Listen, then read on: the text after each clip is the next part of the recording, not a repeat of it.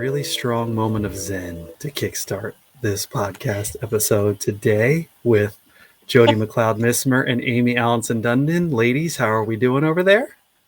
We are doing okay this morning. We're okay. Okay. All right. How are you this morning? I am doing just fine. Always excited to talk to the both of you and get a little knowledge as we roll right along here on the Just Start the Conversation podcast. It's brought to you by St. Luke's University Health Network. You can find this podcast at sluhn.org, on YouTube, Google, Spotify, just about anywhere you get your podcasts, you can find this one. And ladies, bring the tone kind of back to a serious moment here. I mean, there's a conversation right now, it feels like, that we can't avoid as the situation in Russia and Ukraine has started and has continued to escalate. The idea of discussing war and conflict and the effect on our mental wellness, and in particular, how to talk to the kiddos is going to be the conversation today. So first of all, to both of you, good morning. Welcome. Always a pleasure to talk to you both. Good morning. Good morning. Good to see So you. it's great. Always. I love talking to you guys because I feel like as a parent with a 6-year-old who is really just winging this parenting thing. I mean, really just swinging a lot of the time. I always find myself coming away feeling like I've gained some knowledge. And certainly as, these news stories continue to progress and the situation starts to become a world situation, I think now is a good time to kind of have this conversation. So, Amie, I'll kickstart with you here. If I have my 6-year-old daughter come up to me because she's understanding what's going on right now, for a lack of a better question, where the heck am I supposed to begin with this whole thing? If you have a child approach you, you always want to answer them with a question, as kind of odd as that sounds. You always want to answer them and say, tell me what you know. And that's the very best way to start that conversation, I would say, with a child under the age of 13. Tell me what you know. And then get a sense of what they've heard, what in their minds is their solid knowledge base, and then take it from there. Because what they know may be far different than where you were going to take it if you just started to talk to them about it. It's like whenever you're trying to get your child to tell you something that they think you already know about, but you have no idea what they're talking about. So you start to ask those questions where you're like, yeah, I know. Why don't you tell me about that? So yeah, it's the same approach. I think what's interesting is this topic was selected, not the specifics of Crockett, what you mentioned, but I was looking back on our notes when we selected this topic. It was February 15th. So I think, it's important to note that we knew that some things were escalating. And so I think it's important for people when they're listening to this to know that the topic was chosen on February 15th.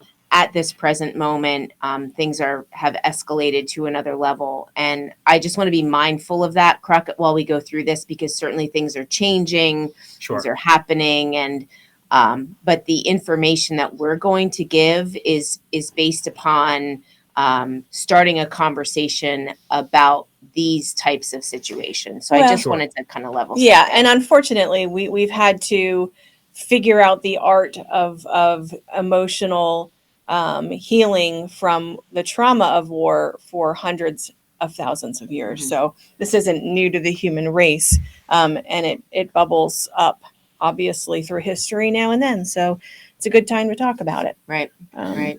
I think one of the hardest things for me my daughter hasn't started that conversation with me just yet. I'm from what I see and what I understand, I don't think she knows anything about what's going on in that whole sector of things.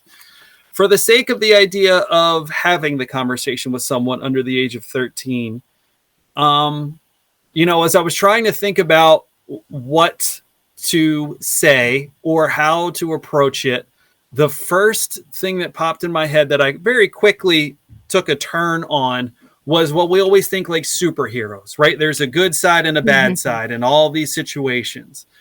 And then for myself, thinking about it, look, there's people who are involved in the middle of this who may, quote unquote, be on one side or the other that want no part of what's going on in this. And they shouldn't be categorized as a, quote unquote, bad guy or villain or anything like that. So as to your point, if they're giving us a little information, but are still showing some concern and curiosity, specifically for that under 13 age, how do you kind of get into the details a little bit beyond just the, hey, this side is this side is this, and this is what's going on in the middle?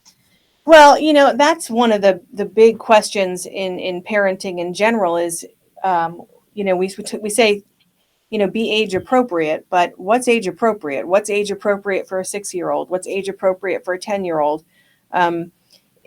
In my book, age appropriate is, what are they learning in school and history right now? Do they know the states? Do they know do they know where Europe is?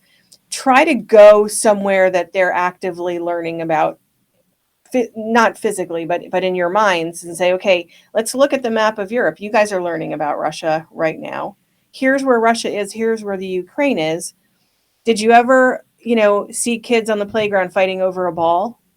Did you ever see kids on the playground fighting over a piece of gum or somebody wants that toy?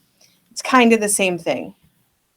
The conflict part of it. Yeah. When you're explaining why these countries are fighting, well, somebody wants what somebody else has.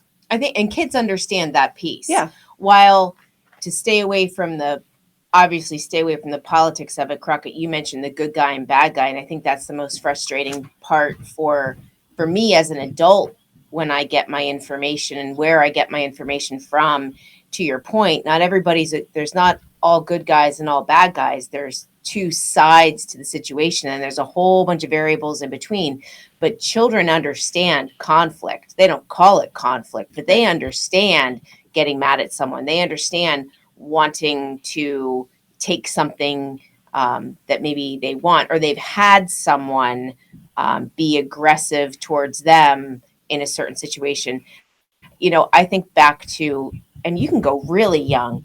Like my son still recalls why he has a scar here, and it was because that kid in daycare threw a matchbox car at his head, and he ended up, it's not funny, and he ended up with a stitch.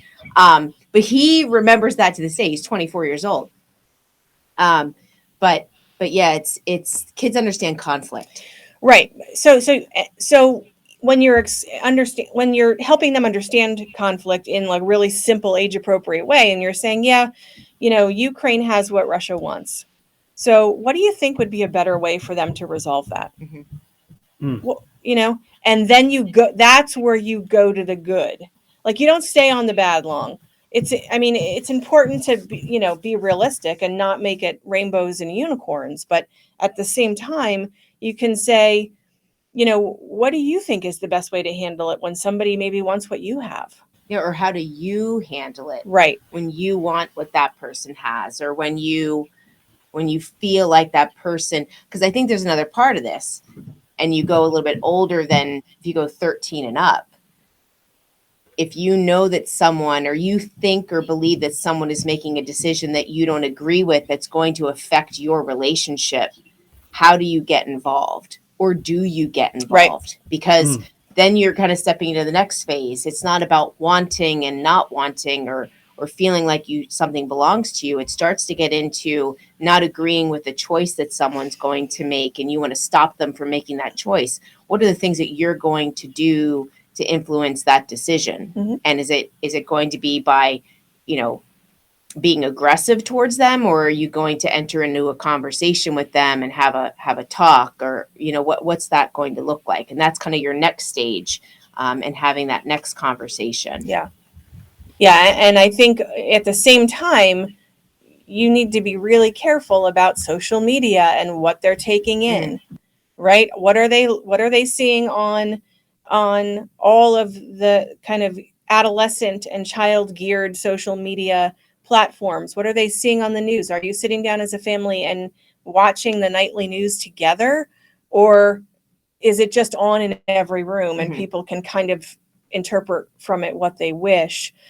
Because one of the things that is really important, and I would think most of you out there have heard this, but for kids, it's really important when something awful is on the TV screen to say to them, let's look for the helpers.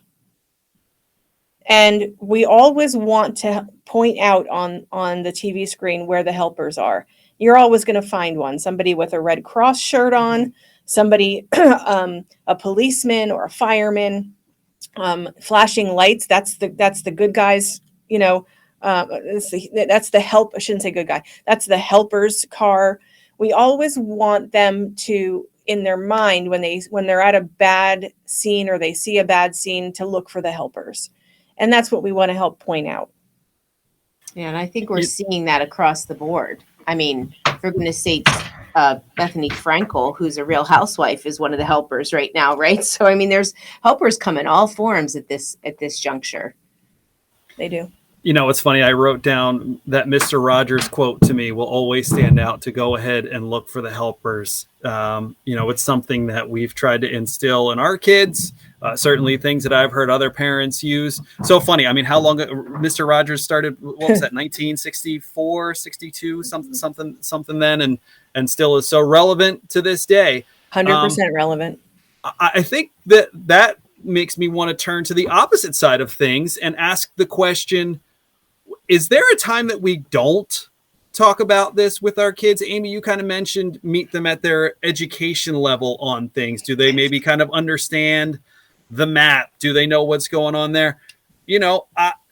I think look, again, I'll keep coming back to my 6-year-old. Like her and my 2-year-old have fought over a ball before. And so, to your points, both of you, there's the idea. We at a very young age understand conflict. Jody, you mentioned the matchbox to the car at a very young age, or matchbox to the head. We understand when two sides are not on the same page. So I guess the question that I would ask, even with a situation that's way bigger than getting hit in the head with a car at daycare, sorry, Jody, do we go ahead and have that conversation, or is there a point where we maybe say this might be a little too heavy for your little heart at this point? I would defer to every parent out there and say, hey, you know your children best. You know your child, you know their heart, you know how tender it is. You know what they may have already been through in their little lives, that this probably isn't something we want to talk about.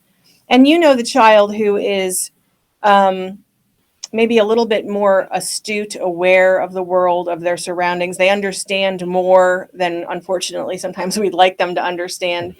And those are the kids that, if you don't say something, it's just going to spin around their brain and turn into something that maybe looks a little bit like anxiety or whatever. Those are the kids that you might want to sit down and say, hey, have you guys been studying at all any of the conflict going on with Russia and Ukraine at school? I think there's another piece too. You as a parent need to know where you are. True. Because if you're not capable of having the conversation, not because you're not capable as a human, but because you don't know enough about it, it's also okay to say, honestly, I don't know a whole lot about it. All I know is that this looks really bad right now, but I can tell you that you're safe, and that pointing back to helpers. But I think it's also okay as a parent not to have the answer.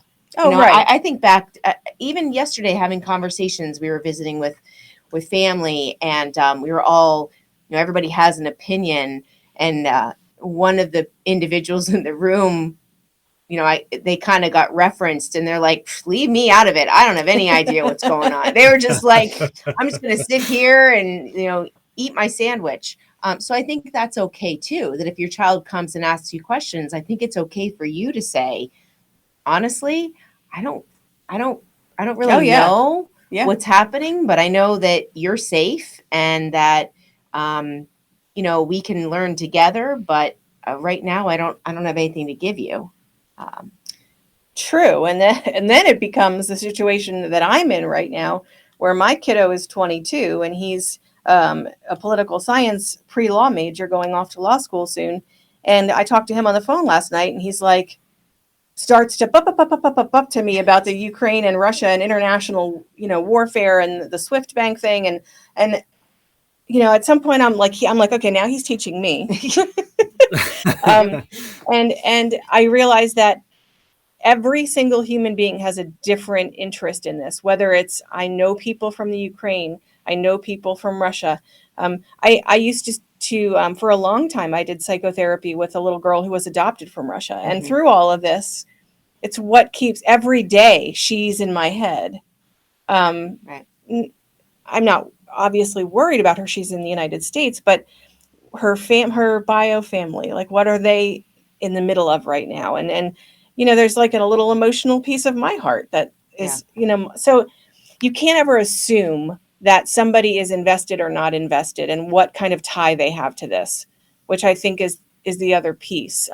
If you start to talk politics or you start to talk about one side or the other, beware that there are a whole lot of people on both sides of any conflict that don't give a what and don't really want to dive in. Yeah. And they have personal ties to both sides, and it's going to make them really uncomfortable if you start talking about it. It's very different than the conversation we had back several podcasts ago when we were talking about COVID, where we all have some sort of vested interest. We're all being impacted. We're all experiencing this. This is not that.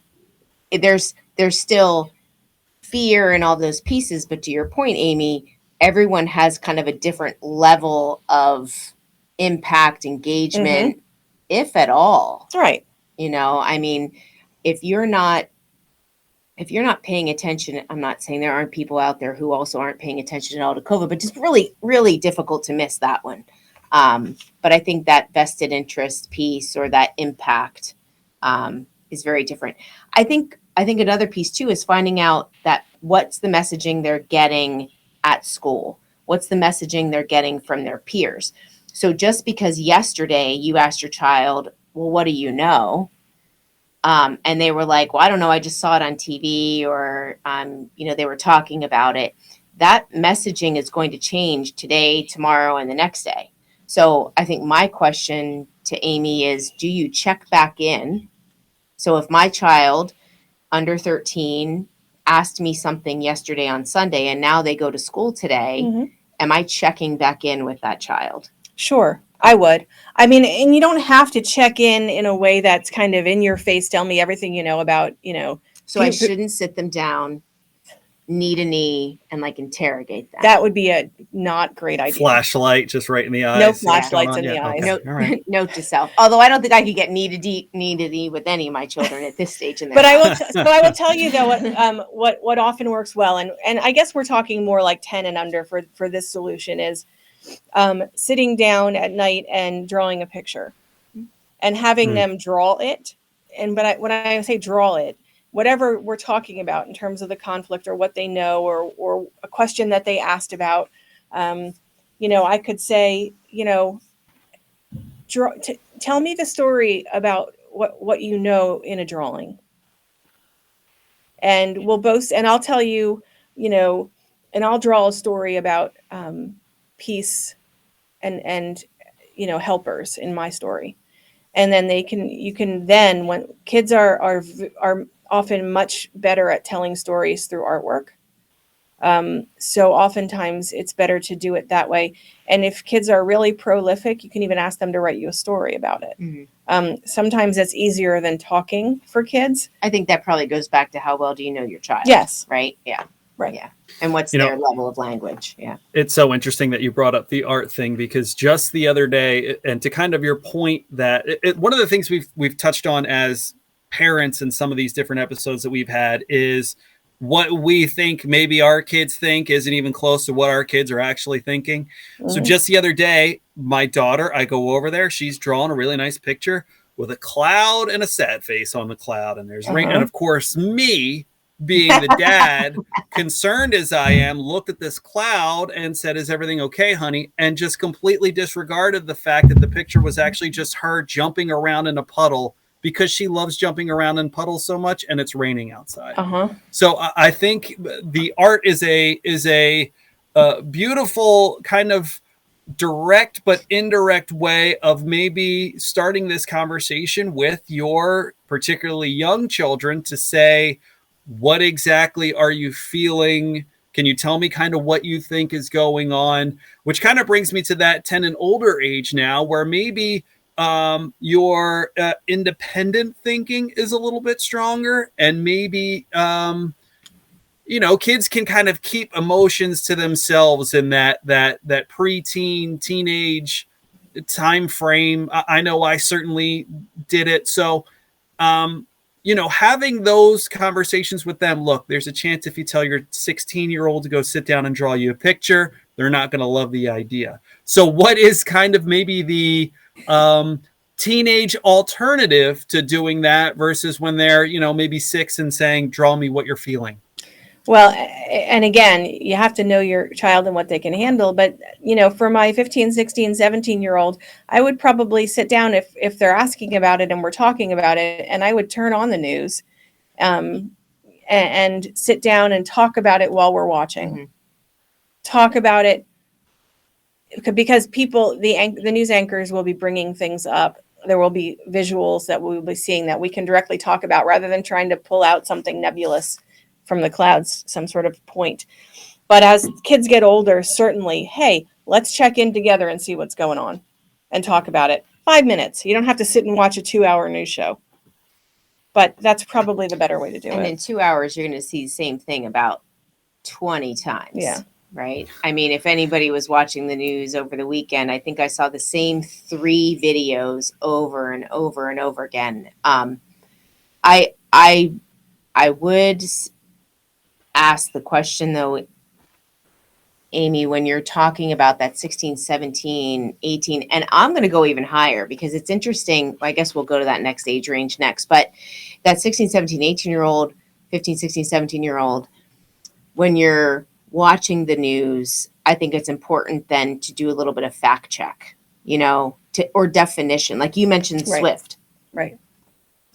That's Taylor to me. Right. And the red scarf, very telling. That's probably what triggered me. That's what she was secretly tying everything in with the red bringing scarf around to to the that, Swift. Yeah. But no, I mean, there's nothing wrong with saying, I had to Google that, right? Like I had to look that up. I don't know what, I mean, I can actually say I did know what that was, but there are certain things that have come up that I've had to look it up, Oh, yeah. and me too. say to your 16, 17-year-old, be like, I don't know. Now you can't believe everything you Google, but at least you can get a little bit of information. There are certain sources that are more reputable than others. And so if you're not sure, fact checking what you're seeing, I think is important. And there have been a couple of stories that have come out that have already been fact checked, and people are still kind of saying the same narrative. So I think it's okay for that age range to say, just because you heard something doesn't necessarily mean that's exactly how it happened. So we're either going to have to wait until the stories get vetted. Right. Or if there's certain definitions like NATO, SWIFT, what these things are, then I think let's do some fact checking together and look into it. What did you find? Let me tell you what I found. Right. I think that would be a nice conversation to have with your 16-year-old. And I think to kind of piggyback, Jody, where you were kind of going with this, we've kind of talked about that younger demographic. I've got to think that for that, we'll say college age, that early 20 demographic that's going on right now. I mean, if you're reading some stories, there's 19, 20, 21-year-old kids that are, I mean, not only just maybe in a position that they never thought they'd find themselves in a moment's notice right now, in a position that maybe they never thought that they would find themselves in. And certainly I think is worth the conversation. You both have mentioned that you've got kids in those age brackets. Certainly if they're watching this and having any sort of emotional reaction to what they're seeing, then a conversation is certainly worth having. If they're watching and seeing, in essence, they're not necessarily by proximity, but in their age range, their peers going through something in the blink of an eye, that is something that they might start to think I could experience. What could potentially happen here? So it's funny you say that.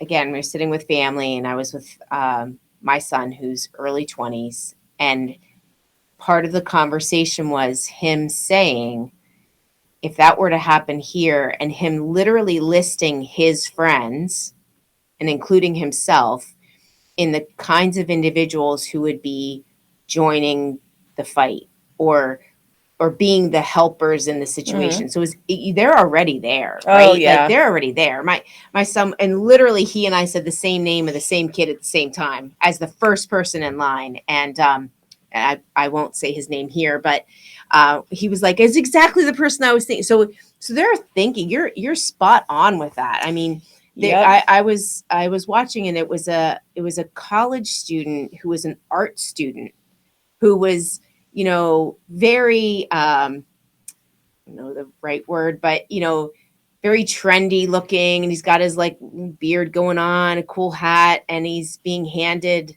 a gun. And he literally said, he said those words, I never thought I would be, standing in line, getting directives to defend. So I think, these are their peers. Yeah. And the world is so small to that group now. Yeah.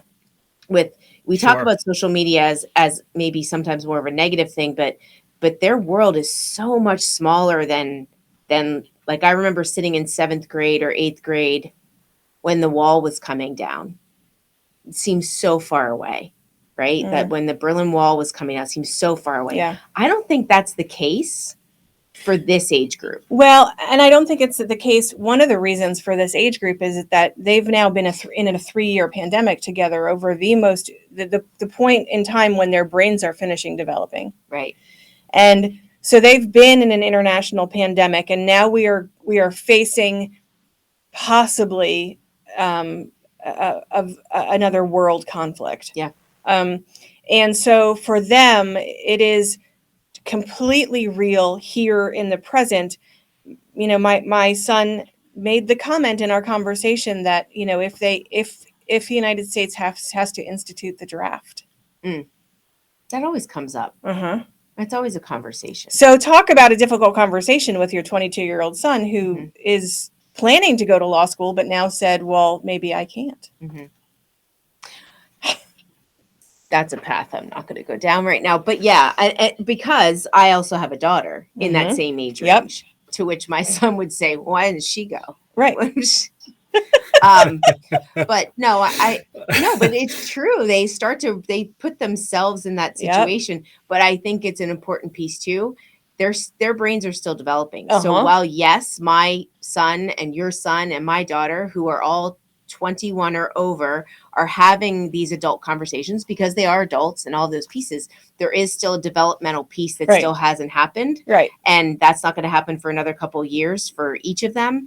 And they still don't have the experiences that everybody else has. But you did mention important to know the experiences that your child has had. And I think for this age group, it's important to acknowledge these past 2.5 years. Oh, yeah. You have to acknowledge that. Hugely traumatic for this age bracket. Yeah, for sure.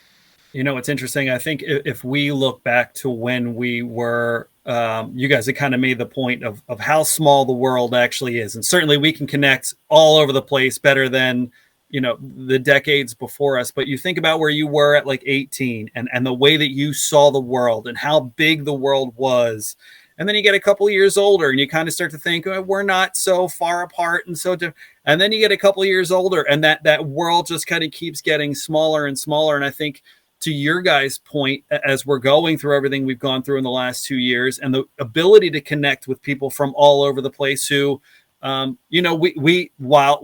what's going on right now in Russia and Ukraine isn't necessarily something that we can directly put ourselves in. To your point earlier, Jody, COVID put us all in one big old circle together, experiencing the same thing all around the world. And I think maybe that just helped, reach out to places, and we have the ability now to reach out to places that we weren't able to do in the past. And I think there's to both of your points that age group, while they still have some learning to do, just seem like they've learned a whole hell of a lot about themselves in that early 20 something age right now. Yeah. Although, so remember, we're children of somebody too. Sure. And so having a conversation with our parents and even, my parents are 87 and 86, and thankfully in good health and good, cognitive health. And so they're having conversations with me, and they've lived through things that, when you talk about COVID or you talk about these elements, they've been through multiple things. So I think there's a lot to gain by having these conversations too, as you get out of the adolescent child range and start to get older. I think having those conversations with other generations above you is super important. Yeah, it is super important.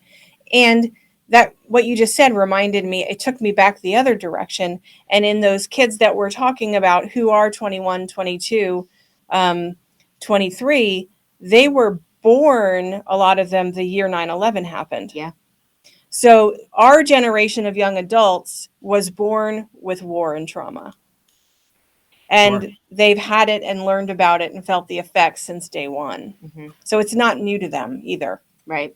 I just had a conversation with a colleague of ours here at St. Luke's, and we were talking about the impact of trauma from 9/11 in the workforce and what we're seeing now and how the workforce from that trauma interacts and behaves. And it was interesting. I said to this person, quite honestly, I said, I never thought of that. And so you saying that now, I'm only thinking of that now because somebody said that to me last Thursday, literally last Thursday, and it had nothing to do with Russia, Ukraine. It was just a conversation we were having. So yeah, this also isn't necessarily new in terms of that going back to conflict and going back to impact and going back to trauma and where you live.